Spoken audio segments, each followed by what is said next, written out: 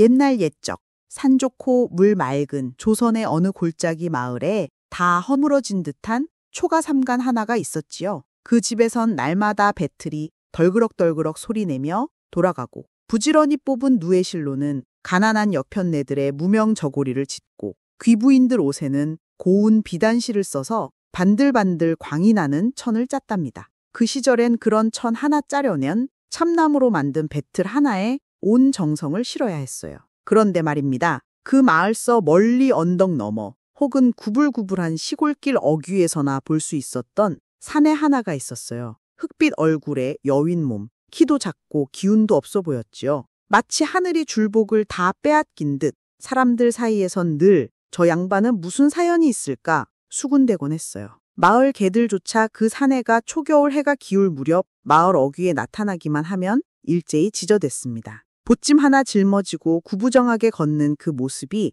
무슨 귀신인 줄 아는 모양이었지요. 헌데 그 산에 보찜 없이는 밖에 나오는 일이 없었답니다. 그 가방 안에는 죄다 옷자는 실뿐이라 했죠. 어쩌다 그 실로 짠 긴 천이 몇 벌 들었을 뿐 그래도 마을 사람들은 슈군댔어요. 허허, 저 산에는 귀신 도움 없이 저리 실을 뽑을 수 있을까 하고 말이죠. 그 시절엔 낯선 이는 죄다 수상하게 보는 풍조가 있었거든요. 칼갈로 오는 장사치나 뜨내기 약장수조차 미신의 얼룩지기 일쑤였죠. 그 사내가 어디서 왔는지는 누구도 몰랐어요. 그저 어디 먼 데서 떠돌다 이 마을까지 흘러들었겠지 하며 추측만 오갈 뿐. 그저 이름 하나만 알려졌습니다. 김씨라 하였지요. 옷자고 실 뽑는 솜씨 하나는 기가 막혀서 그 실로 짠 천은 어찌나 반들거리는지 마치 달빛이 머무른 듯 했답니다. 김씨는 마을 근처 호두나무 울타리 안에 초가집 하나를 얻어 조용히 살았어요. 집 근처엔 오래전에 쓰이다 버려진 돌 구덩이가 있었고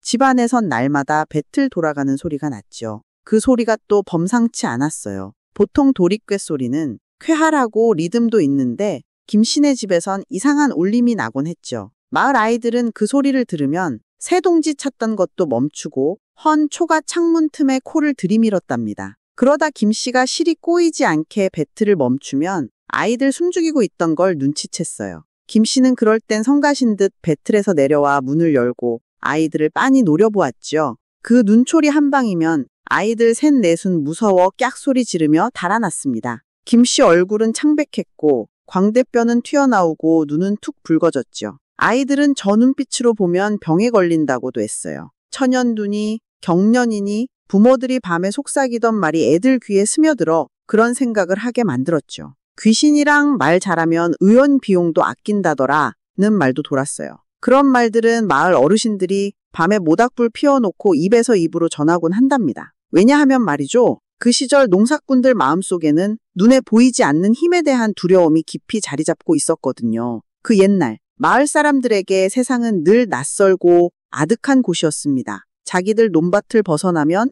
곧 귀신, 도깨비 아니면 역병이라 여겼죠. 그래서 지식이 많다거나 손재주가 남다른 사람은 오히려 더 수상하게 본 겁니다. 이렇듯 괴틀쟁이는 마을에 정착해도 늘 외딴 사람으로 남았습니다. 남들이랑 어울리기보다 조용히 혼자 살며 배틀에만 몰두했죠. 그래도 그 마을은 참 고즈넉하고 평화로운 곳이었어요. 절집도 하나 있었고 절 맞은편엔 기와집 대지준의 집이 있어서 마을을 굽어보고 있었죠. 과수원도 있고 돌담길 따라 허수아비가 길손을 맞이했답니다. 마을은 깊은 숲속에 숨어 있어서 밖의 세상 소문은 쉽게 스며들지 않았죠. 그리하여 사람들 속으로 파고들 수 없었던 배틀쟁이 김씨는 그렇게 말없이 실을 뽑고 천을 짜며 자신의 이야기를 누구에게도 내어주지 않은 채로 조용히 살았답니다. 허나 마을 아이들 몇몇은 나중에 어른이 된 뒤에도 김씨 집에서 들리던 배틀 소리를 기억하고 있었어요. 어쩌면 그 소리가 그들에게 세상 너머의 이야기를 처음 들려준 것일지도 모릅니다. 그 마을은 말이지요.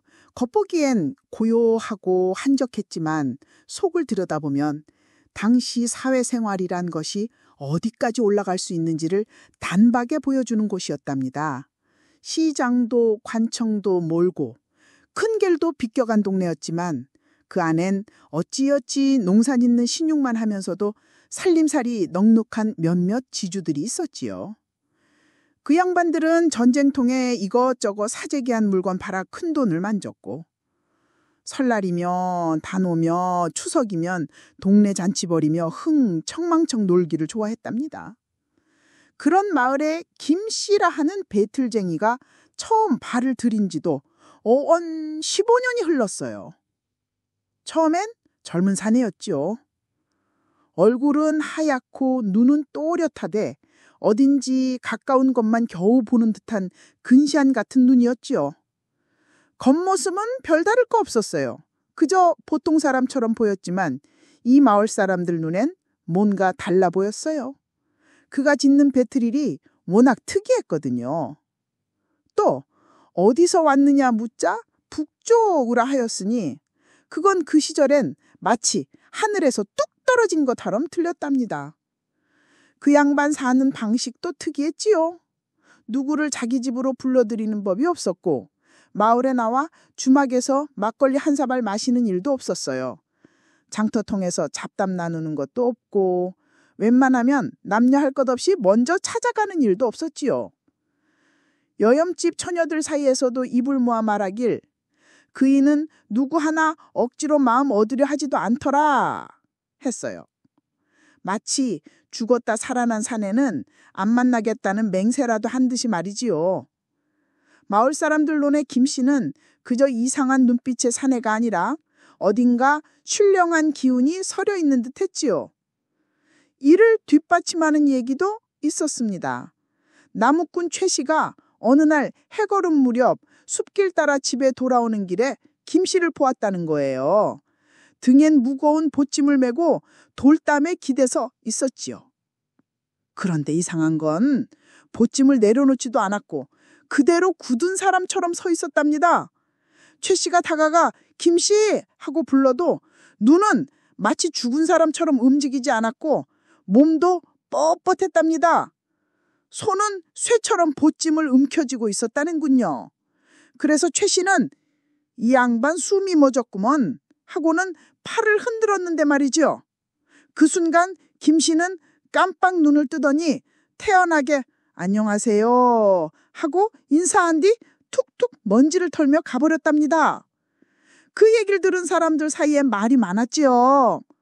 그거야 발작이지 병이야 병 하는 이들도 있었지만 서책 좀 읽은 방서방은 고개를 절레절레 흔들면서 발작이면 쓰러져야지 누가 서서 겪는 발작이 어디 있냐고 반박했어요. 그건 사람이 몸에 있으되 영혼은 어디론가 떠나는 거래네. 그러니까 그런 사람은 우리 같은 평범한 사람들보다 더 많은 걸 알 수 있지. 또 누가 묻지요? 그럼 김씨가 부죽 쓰고 약초 쓰는 그 속놀림은 어디서 배운 건가? 그러면 방서방은 이렇게 말합니다. 그건 말이야. 사람 몸을 떠났던 영혼이 저 위나 다른 세계를 다녀오면서 얻은 거지. 그래서 그런 이는 남들보다 훨씬 영리하고 아픈 사람을 고치기도 해. 사실 김씨가 어떤 과부를 낫게 한 얘기는 마을마다 퍼졌어요. 그 여인이 심장 뛰는 소리에 밤잠을 설치길 2달 의원이 약을 써도 듣질 않았는데 김씨가 뭔가를 해줬더니 그날 밤은 아기처럼 고운히 잤답니다. 그러니 사람들 말이 그 사람 맘만 먹으면 100명도 고칠걸 하면서도 하지만 괜히 잘못 건드렸다간 해를 입을지도 몰라 하며 조심했지요. 이렇게 김씨는 마을에서 괴이하면서도 함부로 건드릴 수 없는 존재가 되었어요. 그가 박해받지 않은 데는 이유가 있었지요. 이웃마을 배틀쟁이가 죽고 난 뒤 김씨 짜는 천이 아주 귀하게 여겨지거든요. 지체 높은 집안 안주인들부터 연말이면 씨를 모아두는 알뜰한 여편네들까지 다 김씨한테 줄을 섰습니다. 천이 어찌나 반듯하고 고왔는지 흠잡을 데가 없었어요. 그 덕에 김씨를 향한 의심도 조금씩 사라졌지요. 물론 의심이 완전히 사라진 건 아니고 단지 낯설던 것이 익숙한 수상함으로 바뀌었을 뿐이죠. 15년이 지나도 마을 사람들은 여전히 김씨에 대해 옛날 그 이야기 그대로를 나눴습니다. 말은 덜해도 믿음은 더 깊어졌지요. 그리고 또 하나, 세월이 흐르며 생겨난 이야기가 있습니다. 김 씨가 어딘가에 많은 돈을 숨겨두고 필요하면 큰 인물 하나쯤 사올 수 있는 재력을 가졌다는 이야기지요. 허나 그의 겉모습이나 삶은 달라진 게 없었어요. 그저 하루하루 조용히 배틀을 돌리고 해가 지면 등불 아래서 씨를 고르고 다음 날 쓸 문형을 준비할 뿐이었지요. 겉은 늘 그랬지만 그의 마음속은 어땠을까요? 그것은 알 수 없는 일입니다.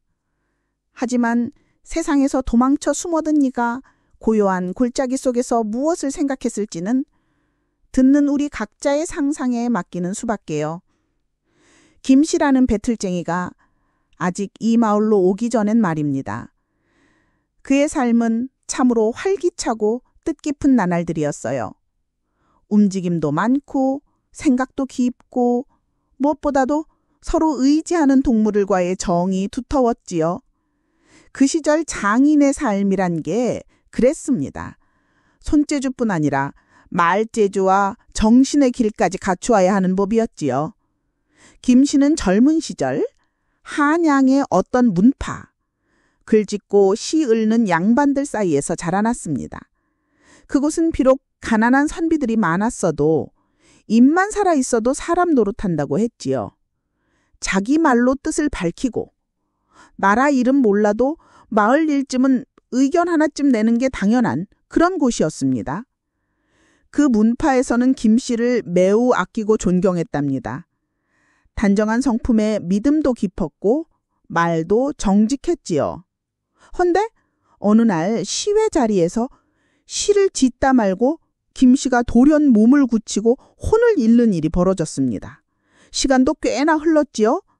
사람들은 죽은 게 아니냐며 가슴을 쓸어내렸지만 곧 눈을 뜨고 조용히 깨어났습니다.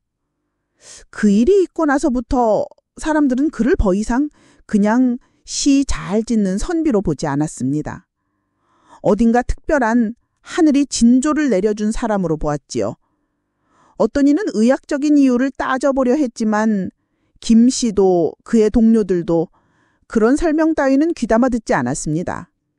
그들에겐 그것이 어떤 하늘의 뜻, 유교의 깊은 의미로 느껴졌던 것이지요.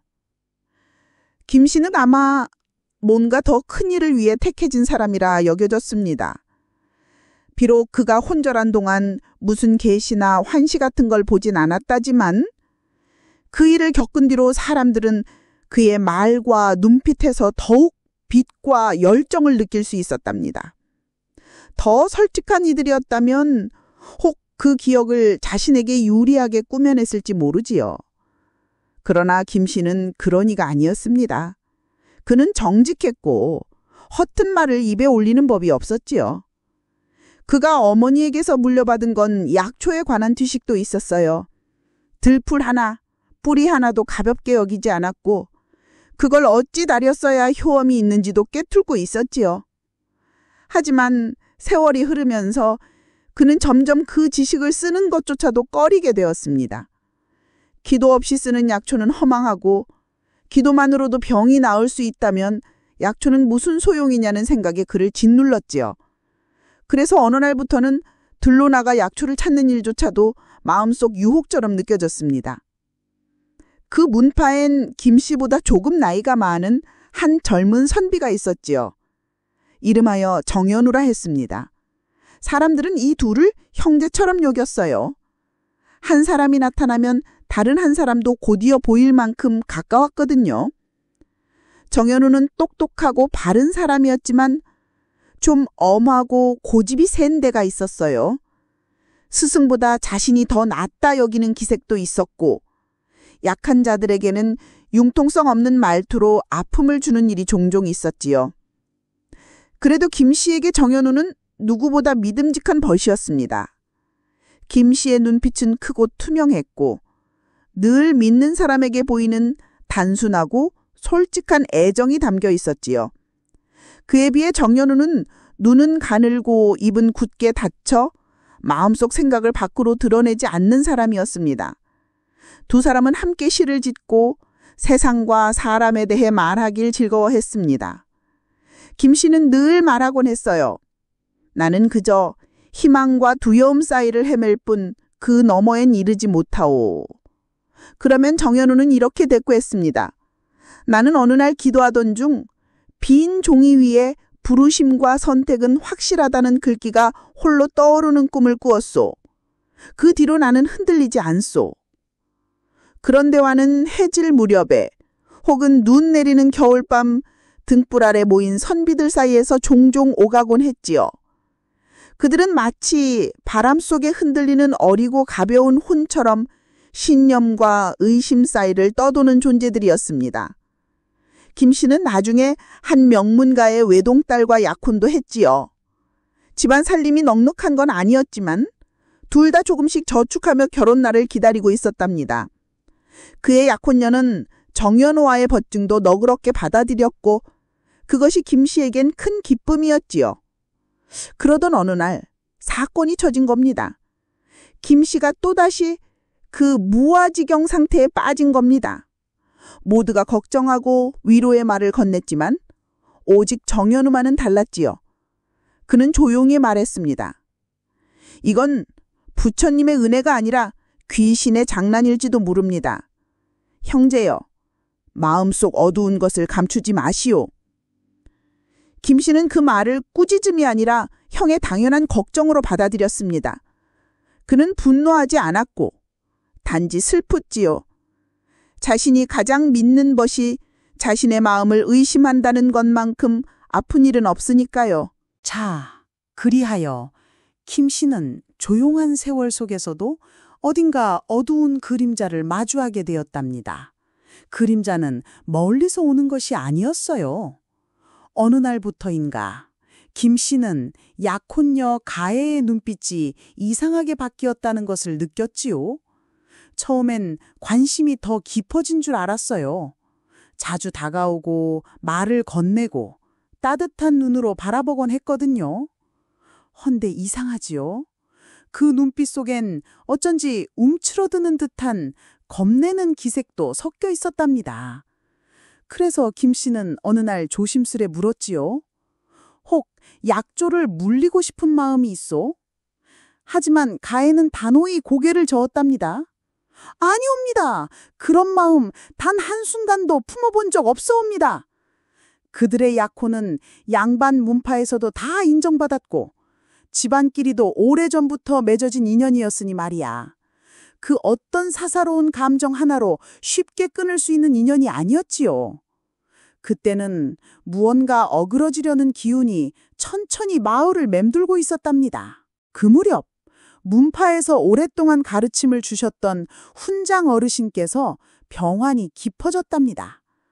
자식도 아내도 없는 홀몸인지라 젊은 문도들이 돌아가며 간호를 했는데 김 씨와 정연우도 그 중에 들었지요. 둘은 밤마다 번갈아가며 훈장 옆자리를 지켰고 새벽 2시면 교대를 했답니다. 그러던 어느 날 밤 김 씨는 혼자 훈장 곁을 지키고 있었지요. 깊은 밤 촛불은 거의 꺼져가고 있었고 훈장의 숨소리는 들리지 않았답니다. 귀 기울여 보니 숨이 완전히 멎은 듯 했지요. 그는 촛불을 가까이 들어 얼굴을 확인했답니다. 이미 싸늘했고 팔다리는 굳어 있었지요. 김 씨는 자신이 잠이 들었는지도 몰라 하고 있었고 그 사이 새벽닭이 울었어요. 이럴 수가. 연우는 왜 오지 않았는가? 그는 불안한 마음에 도움을 청하러 나섰고 마침내 마을 양반들이 속속히 모여들었지요. 김 씨는 제 마음을 다잡으며 정연우를 찾아보려 했지만 이내 연우와 문파의 어른께서 모두 멀쩡히 등장했답니다. 그러자 어른께서 말씀하시길 김 씨, 이 일에 대해 의논할 일이 있소. 그렇게 김 씨는 어른에게 불려가 여러 양반들 앞에 앉게 되었지요. 처음엔 아무도 말이 없었답니다. 다만 무겁고 조심스런 눈빛들이 김 씨를 바라보고 있었어요. 그때 어른께서 작고 낡은 주머니 칼 하나를 꺼내 김 씨 앞에 내놓았지요. 이 칼이 누구의 것인가? 목소리는 천천히 그러나 아주 단호했지요. 김 씨는 그 칼을 알아보고는 말했지요. 제 것입니다. 늘 제 호주머니에 넣고 다니던 칼이지요. 그러자 어른이 물었답니다. 그 칼이 죽은 훈장 어르신의 벽풍 아래에서 엽전 상자가 사라진 자리에 있었소. 그대 외에 그 방에 들어간 이는 없소이다. 어찌된 영문이요? 그 말에 김 씨는 말문이 턱 막혔습니다. 그리고 잠시 뒤 떨리는 목소리로 말했지요. 부처님께서 제 결백을 아시옵니다. 저는 그 칼이 거기 있었다는 것도 몰랐고 돈이 사라진 줄도 몰랐습니다. 제 집을 수색하십시오. 6달 동안 모아두었던 은자 100냥 외엔 아무것도 없을 것이외이다. 어른은 고개를 끄덕였고 수색이 진행되었지요.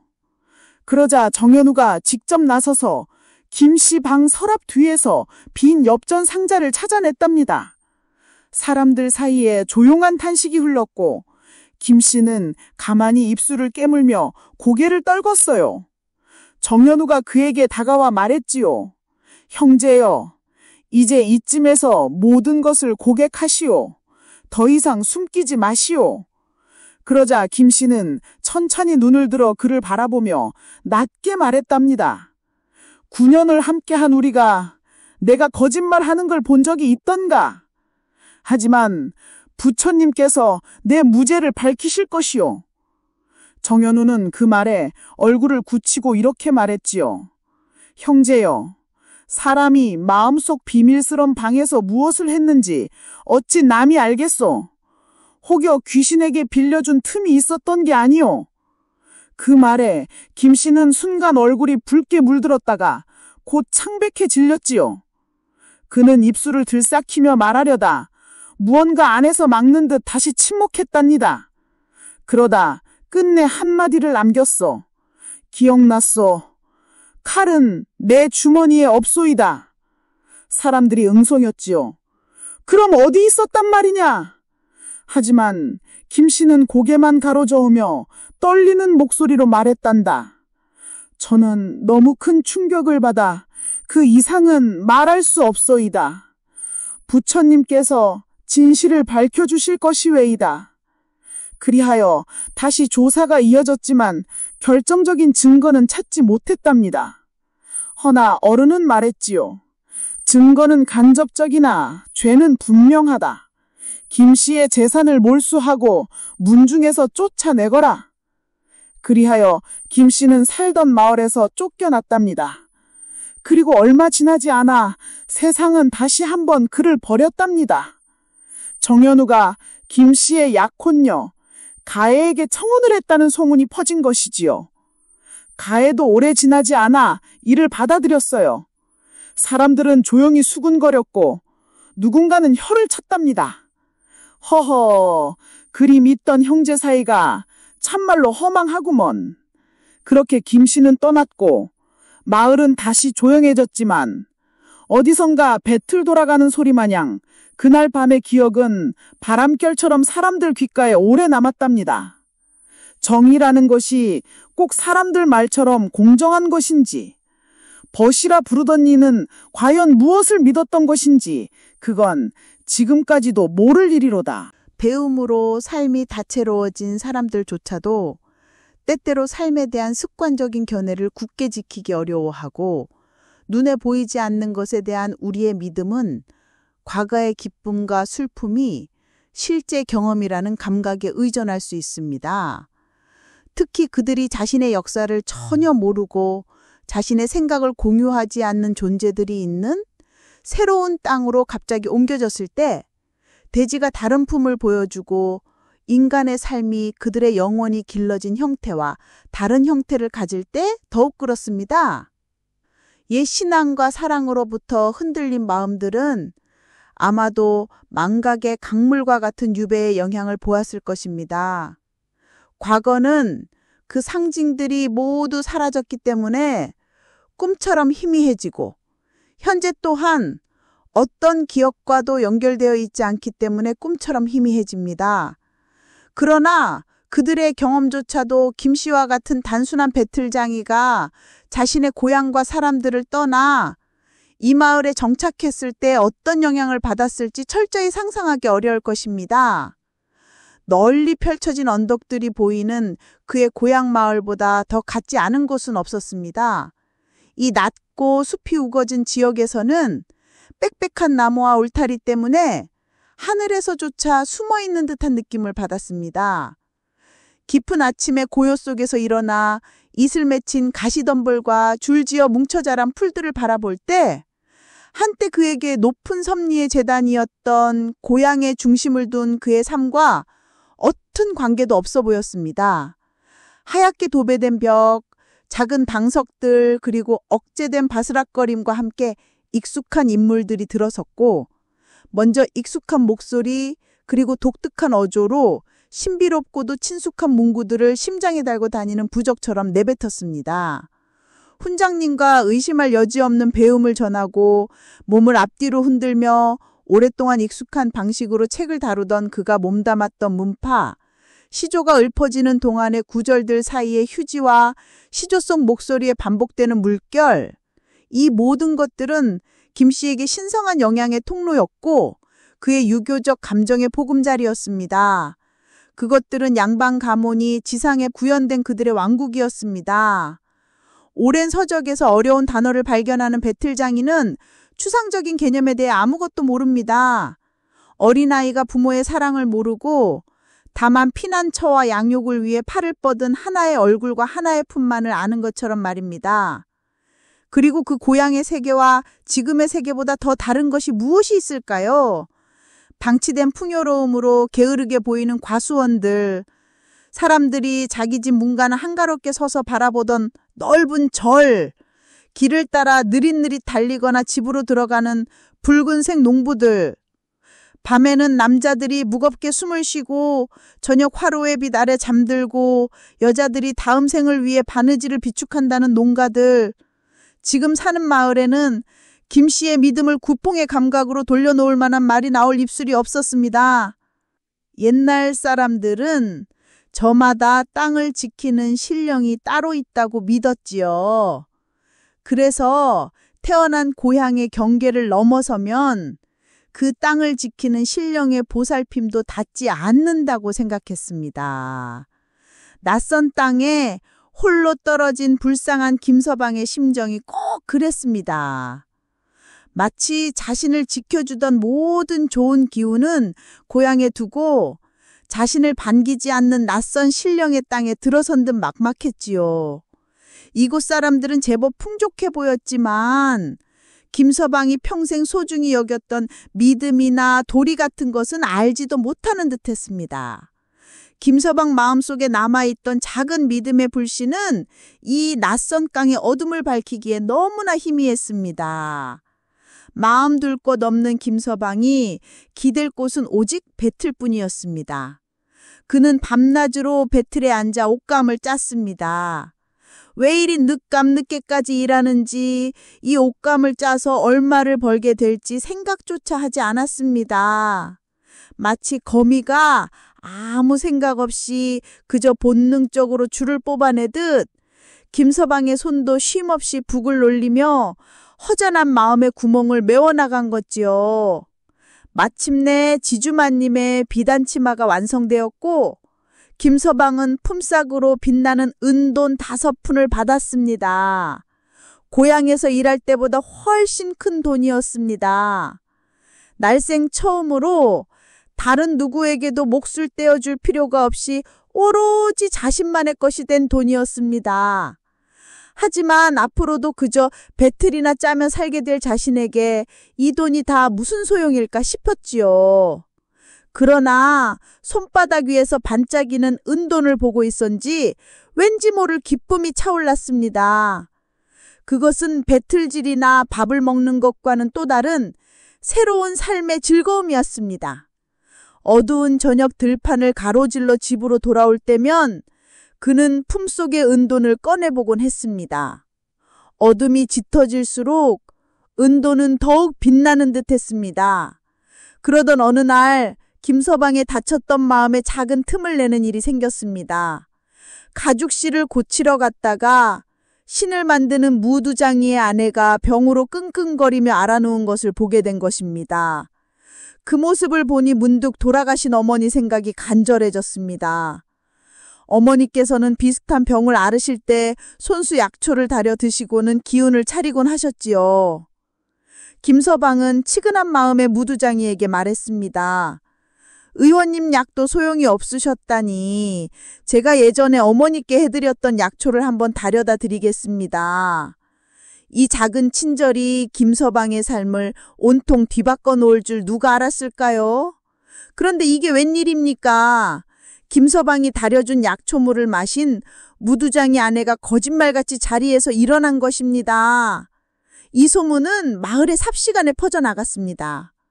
마을 의원이 주는 약이야 낫는 게 당연하지만 어디서 굴러왔는지도 모르는 배틀장이가 준 약초물이 그리 용하다니 사람들은 수군거리기 시작했습니다.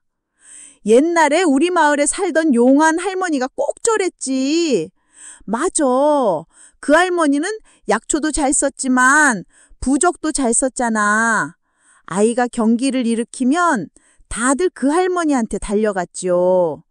사람들은 무릎을 탁 쳤습니다. 아하, 저 김서방이라는 사람이 보통 내기가 아니었구나. 그러니 어디서 왔는지도 모르고 늘 혼자 말없이 배틀만 치고 있었게야. 이렇게 고향을 잃고 외롭게 살아가던 배틀장이 김서방은 하루아침에 신비한 능력을 가진 사람으로 다시 태어나게 되었답니다. 하지만 이게 웬일이었을까요? 무두장이의 아내는 이 사실을 의원에게는 절대로 말하면 안 된다며 신신당부를 했습니다. 의원은 본래 남이 병 고치는 것을 시기하는 성미라 이 일이 알려지면 김서방에게 무슨 해코지를 할지 모른다는 것이었죠. 그러나 한번 터진 소문은 툭 터진 강물과 같았습니다. 김서방의 우두막은 순식간에 사람들로 북적였습니다. 아이 기침을 먹게 해달라는 어머니부터 마른 젖을 돌게 해달라는 아낙네, 기운 솟는 약을 지어달라는 사내들까지 그들은 저마다 손에 은돈 몇 푼씩을 쥐고 와 간청했습니다. 김서방은 기가 막혔습니다. 그는 그저 돌아가신 어머니를 생각하며 작은 선행을 베풀었을 뿐 사람들을 속여 돈을 벌 마음은 추호도 없었습니다. 그는 찾아오는 사람마다 손사래를 치며 딱 잘라 거절했지요. 나는 그런 재주 없어. 어서들 돌아가시오. 사람의 마음이란 참으로 간사한 것이라 기대가 미움으로 바뀌는 것은 한순간이었답니다. 김서방의 도움을 받지 못한 사람들은 되레 그를 원망하기 시작했습니다. 아이의 병이 도지거나 키우던 소가 쓰러지기라도 하면 모두들 그 김서방이 심수를 부려 저주를 내린 게야 하고 수군거렸습니다. 측은지심으로 시작된 작은 행동은 결국 김서방을 더욱 깊은 외톨이로 만들고 말았습니다. 마을 사람들과 그 사이에 보이지 않는 담벼락이 더욱 높고 단단하게 쌓여갔지요. 이제 김서방에게 남은 것은 오직 배틀과 밤낮으로 일해 모을 돈뿐이었습니다. 그는 하루에 16시간씩 배틀에 앉아 실을 잡고 옷감을 짰습니다. 먹는 것, 입는 것을 아끼고 또 아껴 그의 돈괴에는 엽전과 은돈이 차곡차곡 쌓여만 갔습니다. 그에게 돈은 더 이상 물건을 사는 쇠조각이 아니었습니다. 밤마다 그를 위로해주는 유일한 벗이요, 살아있음을 느끼게 해주는 증표였지요. 밤이 깊어 세상이 잠들면 그는 조심스럽게 배트무패 바닥의 벽돌을 드러냈습니다. 그 속에는 그가 모은 돈을 담아둔 낡은 쇠냄비가 숨겨져 있었지요. 그는 냄비 속 동전들을 꺼내어 하나하나 어루만지고 세어보고 그 차가운 감촉과 반짝임을 즐겼습니다. 동전들이 하나씩 늘어날수록 그의 마음속 빈자리는 채워지는 듯했고 동시에 더 많은 동전을 원하는 갈증이 생겨났습니다. 그렇게 해가 가고 또 갔습니다. 김서방의 삶은 배틀을 돌리고 돈을 세는 단수단 일기화로 굳어져 갔습니다. 세월이 흘러 김서방의 등은 배틀처럼 굽고 눈은 반짝이는 동전만 쫓아느라 빛을 잃어갔습니다. 어느새 김서방의 모습은 배틀이나 돈 항아리 없이는 상상할 수 없는 그 일부가 되어버린 듯 보였습니다. 그렇게 사람 사는 따스한 정을 잃어버린 한 사내의 삶은 차가운 쇠냄비 속에 소리 없이 쌓여가는 동전처럼 점점 더 외롭고 굳어져만 갔답니다. 어느덧 15년이라는 세월이 흘렀습니다. 김서방의 얼굴에는 깊은 주름이 자리 잡고 누렇게 뜬 얼굴은 영락없는 노인의 모습이었지요. 40도 채 되지 않았건만 동네 아이들은 그를 을에 할아버지라 불렀습니다. 한때는 꿈꾸듯 먼 곳을 바라보던 그 눈은 이제 땅에 떨어진 작은 좁쌀이라도 찾아낼 듯 오므라들어 있었습니다. 하지만 이 메마른 삶 속에서도 그의 마음에 아직 온기가 남아있음을 보여주는 일이 하나 있었답니다. 그에게는 12년 동안 매일 아침 물을 길어오던 갈색 물 항아리가 하나 있었습니다. 그것은 그가 가진 몇 안 되는 살림 중 가장 소중한 것이었고 마치 오랜 친구와도 같았지요. 매일 아침마다 같은 자리에서 묵묵히 손잡이를 내어주는 그 항아리는 김서방에게는 더없이 살가운 존재였습니다. 그러던 어느 날 김서방은 우물에서 돌아오다 그만 발을 헛디뎌 넘어지고 말았습니다. 그의 손에 들려있던 항아리는 돌뿌리에 부딪혀 산산조각이 나고 말았지요. 김서방은 깨진 조각들을 주워들고 가슴에 깊은 슬픔을 안고 집으로 돌아왔습니다. 더 이상 쓸모없는 항아리였지만 그는 조각들을 정성껏 붙여 원래 있던 자리에 놓아두었습니다.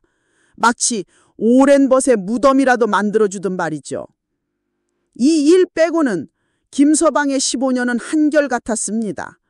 낮에는 배틀에 앉아 달그락 쿵 하는 단조로운 소리를 들으며 눈앞에서 똑같은 무늬의 천이 끝없이 짜이는 것을 멍하니 바라보았습니다.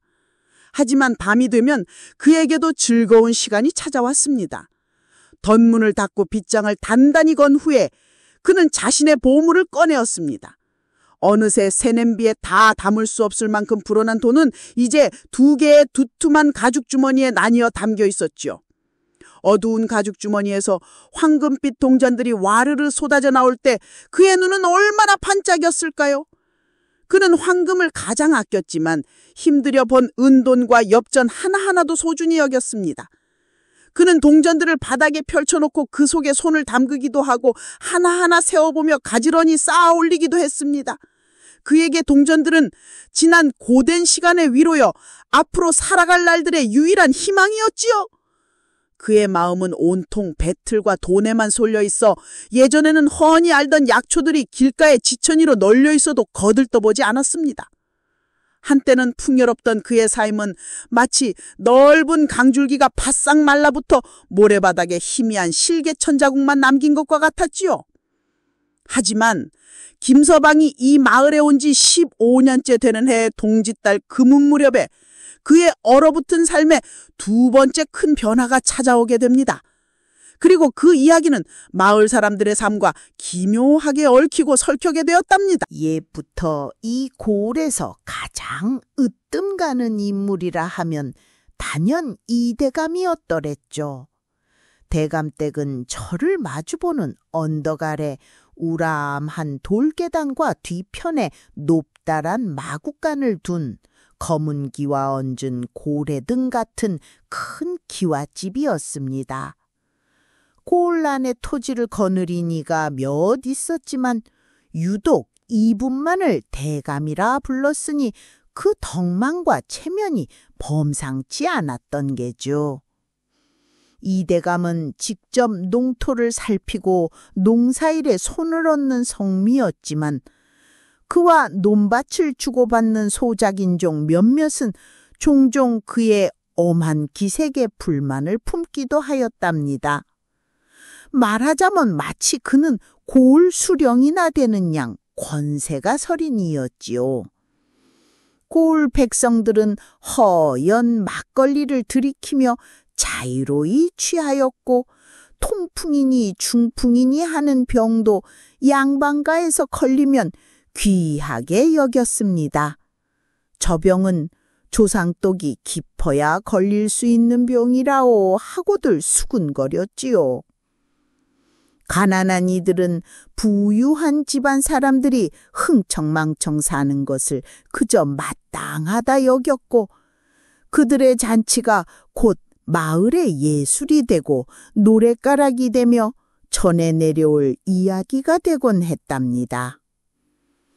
종들도 그런 대감댁의 풍요를 날마다 눈에 담았지만 그들의 속을 채우는 술찌개미 국밥 하나에 갈망은 눌려있더랬답니다.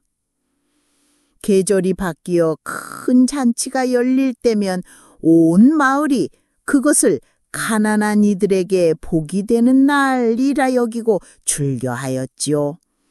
대감댁 잔치는 소고기 한 짝이 큼지막히 걸리고 막걸리는 항아리째 퍼마셨으며 특히 겨울잔치는 초야 삼경까지 이어지기도 하였답니다. 마을 아가씨들은 저마다 장롱 깊숙이 감춰둔 비단 치마와 댕기를 꺼내어 모자 상자에 조심스레 싸놓고 비나 눈이 흩날리는 날씨에도 부풀어 오른 냇물 건너려 초롱이를 벗삼아 길을 나서곤 했답니다. 잔치란 것이 짧게 끝날 리 없다는 것을 다들 알았으니 말이지요. 그리하여 어두운 날들이 길게 이어지는 겨울철이면 집집마다 차례로 문을 열고 사람들을 불러 모으는 것이 관례가 되었더랬지요. 대감댁 진지상이 싱싱한 맛을 잃기 무섭게 사람들은 마을 윗자락 최첨지댁으로 발길을 옮기곤 하였답니다. 거기서 그들은 잘 삶아진 닭고기, 윤기 흐르는 돼지불고기, 불향 그득한 전, 그리고 무엇보다 넉넉한 식욕을 반기는 진수청산을 대하였지요. 대감댁만큼 화려하진 않아도 더 정갈하고 정성이 가득했으니 말이지요. 이 대감댁은 안 사람이 오래전에 세상을 떠나 사랑채에는 따뜻한 기운을 불어넣는 어머니와 아내의 손길이 부재하였답니다. 어쩌면 이 점이 대감댁의 음식이 쿵성하되 맛이 아쉬웠던 까닭인지도 모른답니다. 이 모든 이야기는 단지 음식과 잔치에 그치지 않았답니다. 왜 대감댁에서 사랑채에 자주 모습을 드러냈는지, 그리고 그 자식들이 어째서 속속들이 그릇됨에 빠졌는지를 설명해주는 단서였지요. 마을 사람들이 일부는 속으로만 대감댁 자식들이 공부도 장사도 하지 않고 집안에서 빈둥거리며 지내는 것을 못마땅하게 여기는 이들도 있었지만, 물론 부잣집 도련님들이란 어느 정도 자유롭게 자라는 것이 당연하다고 여기는 이들도 있었지만, 그중 둘째 도련 이현우의 행실은 눈살을 찌푸리게 만들었답니다. 바람기 많고 도박판에도 자주 드나드는 사내였으며 술자리에서 남들이 주머니 사정 어려울 때 더 즐겁게 마시며 빈정거리는 성정이었지요. 그러나 마을 사람들 말로는 이현우가 이성계 대왕 시절부터 내려온 술잔을 가진 집안을 욕보지 않는다면야 그가 무얼 하든 우리가 알바 아니지 않소 하고 말했답니다. 이렇듯 대감댁의 둘째 도령은 많은 이의 수군거림을 샀고 그에 못지않게 마을 사람들의 안타까움을 산 이는 바로 장남 이보우 도령이었답니다. 그러나 언젠가 이대감의 장자인 이보우 도령은 얼굴이 반듯하고 성정이 곧고 마음씨 또한 너그러워 마을 사람 사이에 평이 좋았습니다. 그러나 요사이 들어 그 또한 아우 이현우 도령과 같이 방탕한 길로 접어드는 듯하여 마을 어른들 사이에선 1000번을 애도할 일이라며 혀를 찼습니다. 계속 이대로 나가면 향단낭자를 잃게 될 것이 분명했습니다. 향단낭자는 지난해 한식 무렵부터 이보우 도령을 사뭇 조심스레 지켜보아왔고 그가 며칠씩 집을 나간다는 소문 또한 동네마다 퍼졌으니 사람들은 모두 그 사정을 어렴풋이 짐작하고 있었습니다. 그리 오래지 않아 이보우도령의 표정엔 예전과 같은 밝은 기색이 사라졌고 말과 행동 또한 어딘지 무거웠습니다. 한때는 마을 사람들이 저 도령과 향단낭자 참으로 천생연분이로다 하고 말하며 만약 향단낭자가 이대감 댁의 며느리가 된다면 향단낭자 집안에도 큰 변화가 있으리라 하였습니다. 향단낭자 집안은 소금 한 줌도 아껴 쓰는 집안이라 알려졌으나 그 안에선 각자 맡은 바에 따라 가장 좋은 대접을 누릴 수 있었습니다. 향단낭자는 지창금 한 푼 없어도 늙은 이대감께는 절약이 되는 며느리감이었으니 이는 그의 큰 수입에도 불구하고 주머니보다 구멍이 많은 지출 탓이었답니다. 허나 이보우도령이 다시 마음을 다잡지 않으면 향단낭자에게 이별의 인사를 해야 할 날이 올지도 몰랐답니다. 그리하여 김씨가 마을에 터를 잡은 지 15년째 되던 늦가을 어느 음산한 11월 오후 이보우 도령은 어두운 나무 병풍으로 둘러싸인 사랑방에 홀로 서 있었습니다. 손은 도포자락 안에 들어가 있었고 화롯불에 손을 쬐면 서 있던 도령은 마치 누구를 기다리는 듯 보였습니다. 사랑방에는 임금에게 하사받은 활과 채찍, 여우가죽 장식, 구석에 걸린 비단 갓, 탁자 위에 놓인 술기운 빠진 주발, 그리고 굴뚝 한켠에 기대 놓은 갓쓴 담뱃대 따위가 어둑한 빛에 잠겨 있었습니다. 그의 얼굴엔 슬픔 어린 짜증이 떠 있었고 그것은 집안의 썰렁한 분위기와 어울려 가정의 따뜻함이 오래전에 사라졌음을 보여주고 있었습니다. 문 밖으로부터 묵직한 발걸음 소리와 함께 헛기침 소리가 들렸고 잠시 후 문이 열리더니 뚱뚱한 젊은 사내가 상기된 얼굴로 방 안에 들어섰습니다. 그는 괜히 기분이 들떠 있었고 그 말투나 발걸음으로 보아 막걸리 몇 사발은 비운 모양이었습니다. 바로 둘째 아우 이현우 도령이었습니다. 그가 방에 들어서자 이보우 도령의 얼굴엔 우울함이 걷히고 대신 분노 어린 눈빛이 자리 잡았습니다. 벽난로 옆에서 눈을 감고 있던 갈색 진돗개 한 마리는 깜짝 놀라 굴뚝 밑으로 물러섰습니다. 형님, 내가 뭘 어쨌다고? 또 뭐 하자고 부르신 거예요? 이현우 도령은 비꼬듯이 말했습니다. 그러자 이보우 도령이 성난 목소리로 내뱉었습니다. 네가 뭘 잘못했는지 너 자신이 더 잘 알겠지. 내가 너를 부르지 않았더냐? 오늘은 정말 정신 바짝 차려야 한다. 그는 화를 사귀지 못해 평소보다 술도 몇 잔 더 마셨고 그 울화통을 가라앉히려 애쓰는 대신 더 센 말투로 덤벼들었습니다. 이제 말해야겠다, 현우야. 그 최첨지에게 빌린 돈 말이다. 내가 아버지께 직접 말하든지 아니면 해결하든지 하나는 택해야 해. 아버지께서 그 일로 곧 들고 일어날 기세시거든. 방금 전에도 그러셨다. 최 씨놈이 이번 주 안에 빚는 은화 만냥을 가져오지 않으면 최 관속을 시켜 관아에 넘기겠다고 하셨지. 지금 아버지는 돈이 궁하고 괜한 변명 들을 정정이 아니시니 말이다. 그리고 너도 알지 않느냐? 지난번처럼 내가 아버지 돈을 허투루 쓴 걸 또 알게 되면 어떤 벼락 같은 말씀이 떨어질지. 그러니 이번엔 네가 좀 나서서 그 돈을 마련해. 이에 이현우 도령이 성큼 다가와 형의 얼굴을 비웃듯 들여다보며 말하였습니다. 흐흐, 형님께서 직접 돈을 마련해 주시면 내 수고가 덜하지 않겠소. 하긴 뭐 이렇게 아버지가 총애를 하니 그 갚음도 형님께서 해주시는 게 마땅하지요. 형제 된 도리가 그렇지 않겠습니까? 그러자 이보우 도령은 이를 악물고 입술을 깨물며 손을 불끈 쥐었습니다. 그 따위 표정으로 다가오지 마라. 한 대 치면 기절할 줄 알아. 현우 도령은 웃으며 등을 돌아 말하였습니다. 형님, 그럴 분이 아니시지요. 형님은 워낙 자애로운 분이시니 내 마음만 먹으면 형님을 집에서 내쫓고 빈 주머니 하나 없이 떠나게 할 수도 있어. 내가 아버지께 가서 고하지요.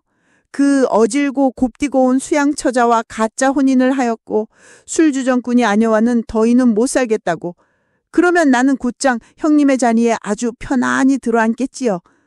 허나 나는 그렇게 하지 않소. 나는 너무 인자하고 느긋해서 형님이 나를 위해 뭐든 해주실 거라 믿습니다. 은전 만냥쯤이야 형님께선 얼마든지 구해주시겠지요. 난 믿습니다. 형님이 그럴 줄. 그러자 이보도령이 떨리는 목소리로 대답하였습니다. 내가 어떻게 그 돈을 마련하겠느냐. 내겐 믿을 만한 사람도 없고 남아있는 것도 없다. 그리고 내가 내 자리를 차지한다는 것도 헛소리야. 너도 결국 내쫓기게 될걸. 내가 입을 열면 나도 입을 열 테니까. 오씨 행랑아범은 아버지께서 특별히 아끼시는 사람인 거 너도 알지 않느냐? 너 없이도 잘 지낸다고 말할 거야. 그러자 현우도령은 화롯불을 바라보며 고개를 천천히 끄덕였습니다. 상관없어. 오씨 행랑아범이든 누가 됐든 나는 이제 형님과 노는 게 지겨워졌어. 우리 늘 티격태격 했잖소. 내 없이 형님이 뭘 하실지도 궁금하고 허나 내가 보기엔 형님 혼자보단 둘이 집에 있는 게 낫지 않겠습니까? 그러니 이 적은 돈쯤은 마련해 주시오. 그러면 난 조용히 떠나주겠소. 비록 작별이 아쉽긴 하지만요.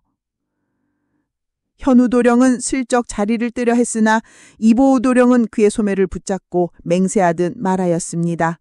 말했잖느냐. 돈이 없다고. 아무리 해도 구할 방도가 없다. 그럼 옆 마을의 안 영감은 어떤가? 그자 너와 술 몇 번 나눴다지 않느냐? 그 영감 말이지. 내가 먼저 찾아가 부탁하지 않으면 이젠 한 푼도 내어주지 않겠다고 벼르고 있지.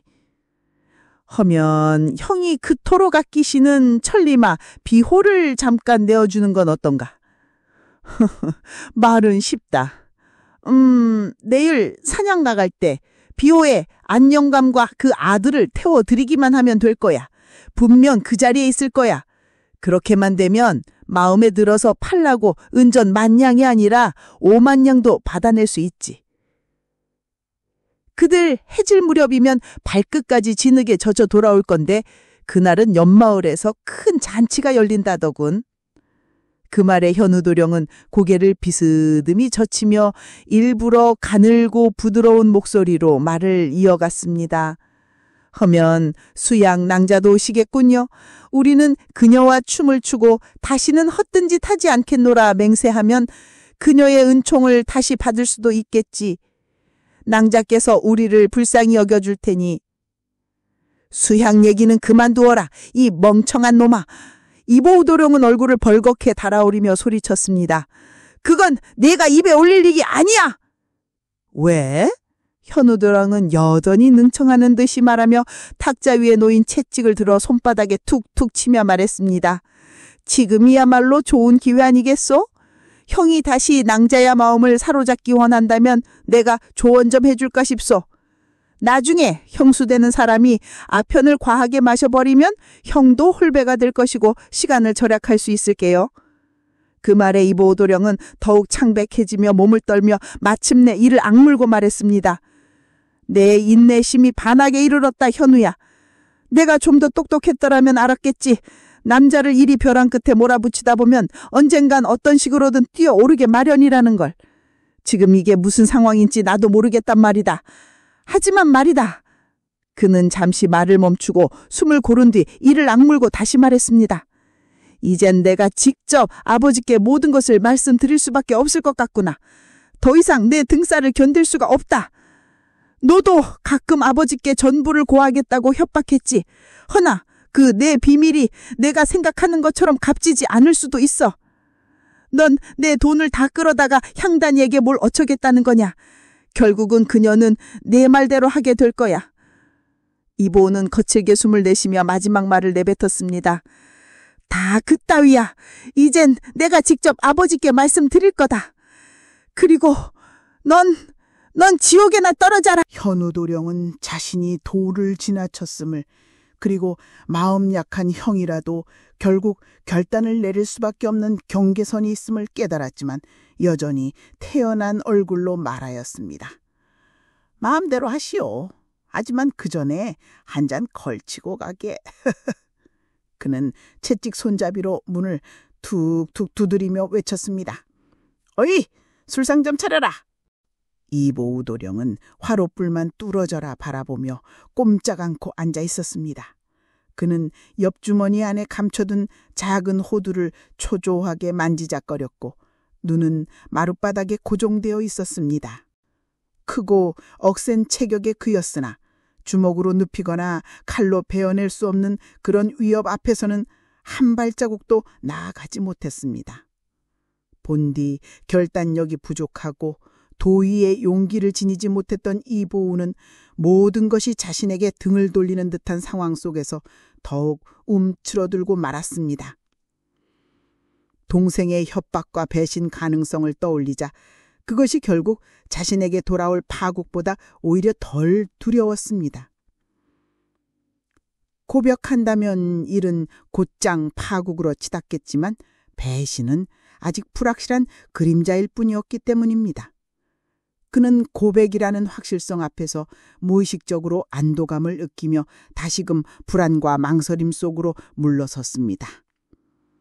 그는 대지를 물려받을 작은 이대감의 아들이었고 가문으로는 이름 높았으나 제 손으로 한 뼘의 흙도 일군 적 없으며 하늘과 땅의 은혜만으로 자라난 거대한 나무와도 같았습니다. 뿌리는 깊지 않았고 몸만 컸을 뿐이었습니다. 술과 아편에 중독된 수양이를 아버지가 안다면 집안의 유산마저 잊고 아버지로부터 쫓겨날 수도 있어.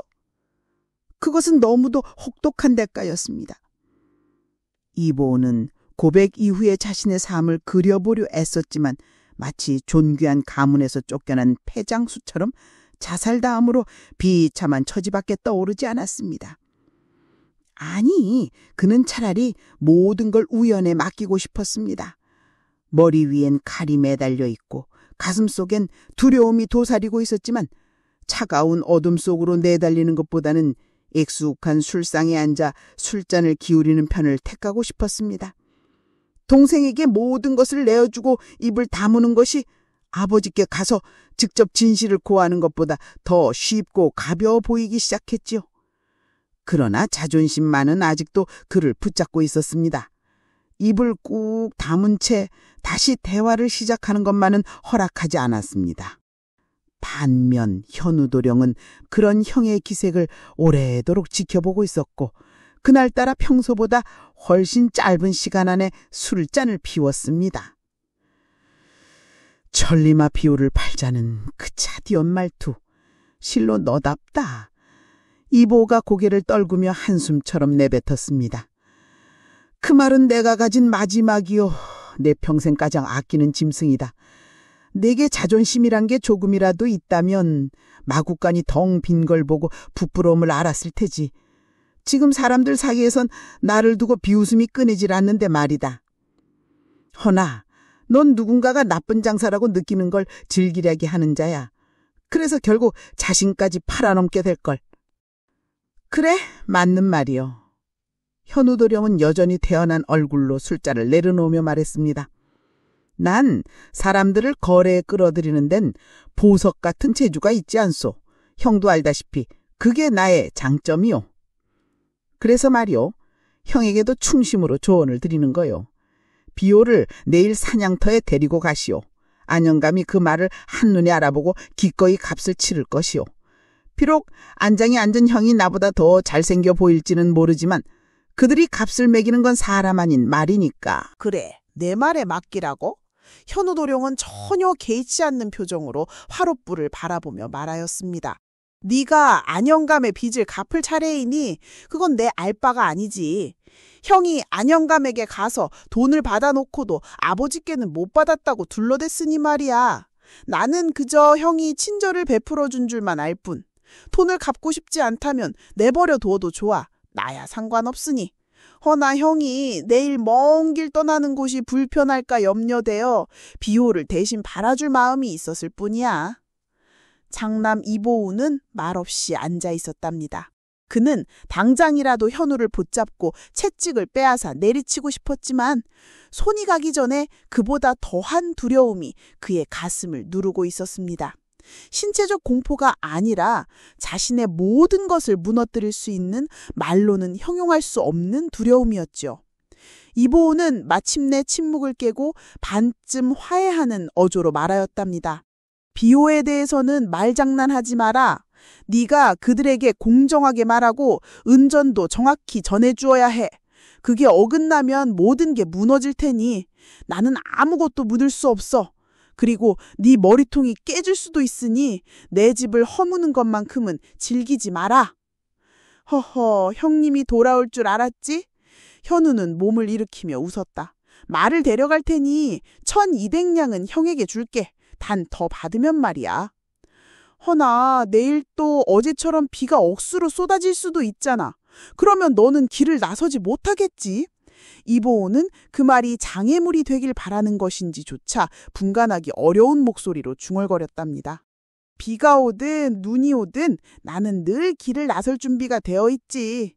형님이 가고자 한다면 하늘도 울겠지만 나는 항상 운을 쥐고 있다네. 형은 얼굴이 있지만 나는 운이 있지. 그래서 결국 형은 나를 붙잡아둘 수밖에 없어. 나 없이는 아무것도 못하니까. 제발 그 입 다물어라. 이보호가 자리에서 벌떡 일어나며 날카롭게 외쳤다. 그리고 내일 돌아올 땐 머리 깨지지 않게 조심하라고. 비호에게 더 큰 해가 갈 수도 있으니. 형님의 고운 마음씨를 위해 내가 조심하겠소? 현우는 문을 열며 씩 웃고 말했습니다. 나는 거래를 함에 있어 2배로 보인 적이 없소. 허나 재미는 아껴두는 편이지. 게다가 나는 항상 2발로 착지하는 법을 아는 사람이여. 현우는 문을 쾅 닫고 나갔고 이보우는 깊은 생각에 잠기었습니다. 말타기며 술과 유희의 흥겨움과 그리고 드물고도 달콤한 향당낭자와의 짧은 조우들 외에는 하루도 편히 잠들지 못하는 인생. 그의 가슴속은 어둡고 쓰라린 반추로 가득 찼답니다. 높은 가문에서 길러진 이보호와 같은 인물은 감수성이 예민하고 그로 인해 더 많은 고통을 겪었으니 투박한 인생이 더 나았다고 말할 수 없었답니다. 한때 사랑했던 순수한 향당낭자가 그의 눈앞에 희망을 열어주었으나 그녀는 사라졌고 희망도 사라졌습니다. 그리고 남은 것은 무엇이었을까요? 더 이상 사냥도 들판을 누비는 일도 버거워졌을 때 남은 것은 그저 마시고 또 마시는 것뿐. 기쁨도 없고 위로도 없는 반복된 하루. 예전과 똑같은 이야기를 또 하며 웃고 떠드는 것.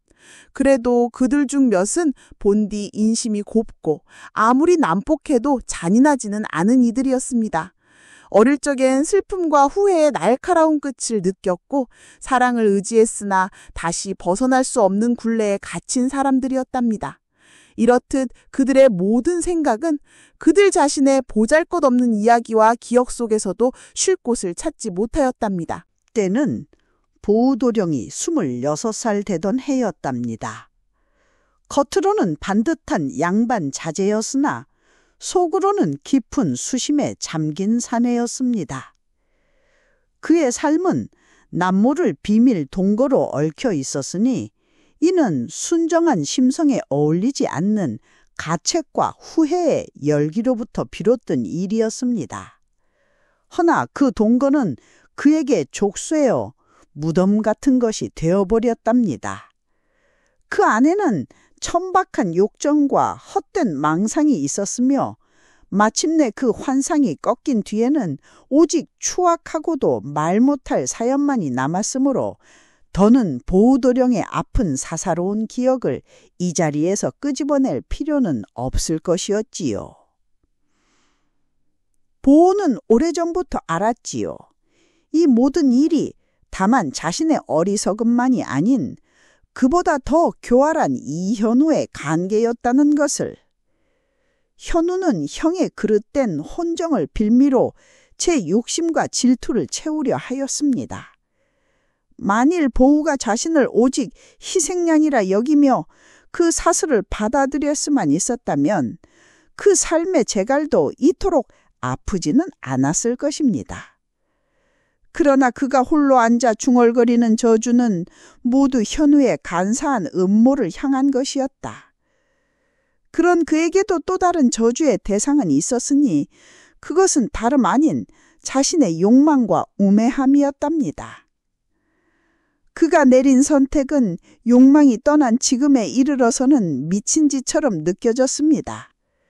그는 지난 4년 동안 수향 낭자를 마음에 품고 말없이 정성을 들여왔던 것입니다. 그녀는 그에게 환희와 즐거움을 떠올리게 하는 여인이었답니다.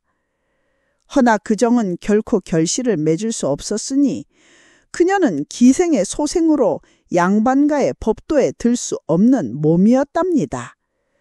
더욱이 그녀의 삶은 언제나 쾌락을 쫓는 습에 얽매여 있었고 사랑이라 할 만한 정은 털끝만치도 없었답니다. 보도령은 본디 집안에서 다정다감한 온기를 배우지 못하였습니다. 웃음기 없는 어머니, 무뚝뚝한 아버지 밑에서 자라나 그저 체면과 관습을 따르는 법만을 익혔을 따름이었습니다. 그러나 그의 속에는 따뜻한 정과 영속하는 애정을 갈망하는 마음이 있었답니다. 그는 향단인의 가문이 지닌 고요하고 단정한 분위기, 그 모든 절제와 순수함을 보며 마치 선한 용의 손짓처럼 느꼈습니다. 그가 마주한 그 집안의 빛남은 마치 아침 햇살처럼 그의 가슴을 적셨습니다. 허나 그러한 희망조차도 그가 이미 발을 담근 죄악에서 구해내긴 역부족이었답니다. 보도령은 수양 낭자가 내민 구안의 동아줄을 붙잡는 대신 스스로 진흙탕에 다시 몸을 던졌답니다. 그리고 그 진흙탕은 그를 점점 깊이 끌어내리며 끝없는 후회와 신경질로 물들게 하였습니다. 허나 그보다 더 참혹한 일은 그 추악한 비밀이 세상에 드러날 날이었습니다. 들이대면 아버지의 분노는 하늘을 찌를 것이며 가문의 명예는 땅에 떨어질 것이었습니다. 그 모든 시치는 수양 낭자의 눈에서조차 보도령을 영영 추방하게 할 것이니 그리 되면 그는 결국 그토록 애지중지해온 양반의 체면도 스스로 저버려야 할지도 모를 일이었습니다. 시간이 흐를수록 그는 간헐적인 충동에 휩싸였답니다. 어쩌다 수양 낭자를 마주하게 되면 가슴 한쪽에 쿡쿡 쑤시고 그녀의 잔상이 마음에 새겨졌지요.